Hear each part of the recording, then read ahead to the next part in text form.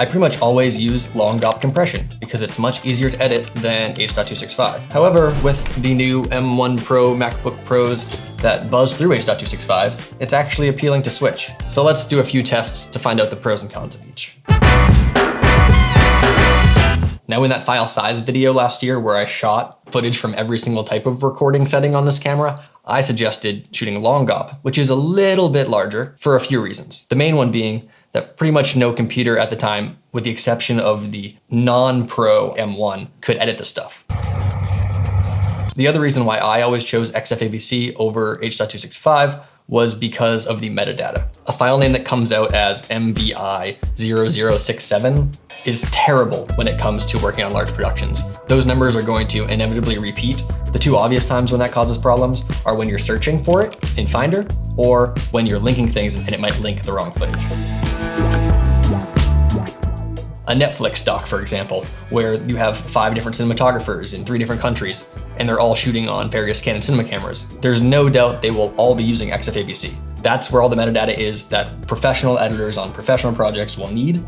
But of course, if you're shooting for yourself to post on YouTube, doesn't really matter. I was recently on a shoot where I was testing out HEVC. Now that I have the new Mac, I thought, hey, might as well give it a try. But when I switched it, I lost 2 of my audio channels. I always shoot with a boom and a lav, and backup tracks for each of those sources. So when I switched to HEVC, my lav tracks disappeared and I said, oh, I can't do this. And I mentioned that in a YouTube comment recently, and then someone responded to that YouTube comment pointing out that there is actually a way to get 4 channels in HEVC. It's just hidden in the menus.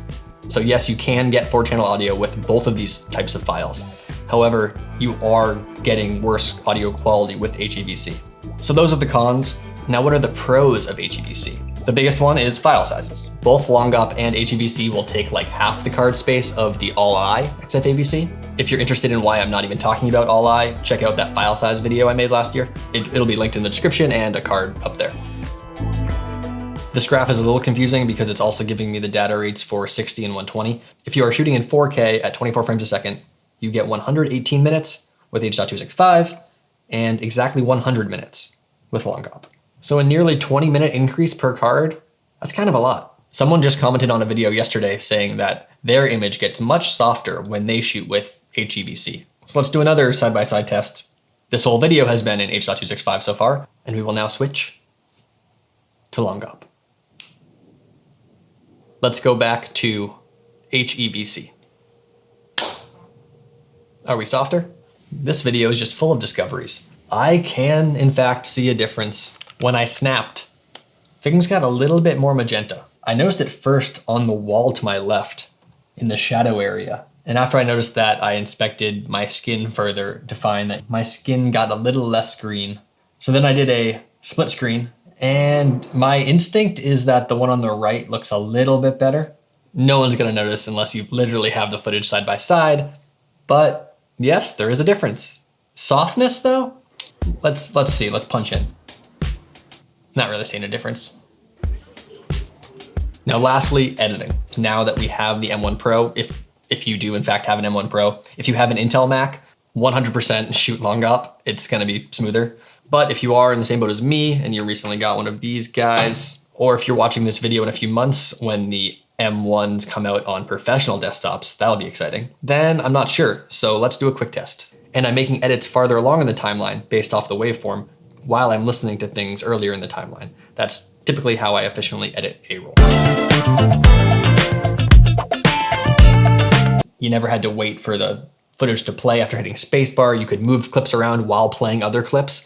You know, you could really get in the flow. So now let's go to a sequence which has all the raw footage from my last YouTube videos, a roll. Rolling, roll.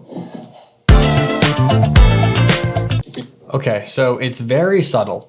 When I'm editing long-gop and I press the spacebar, and we'll throw a few, it starts right away. The next time I press it, so let's start gap. I'm also editing.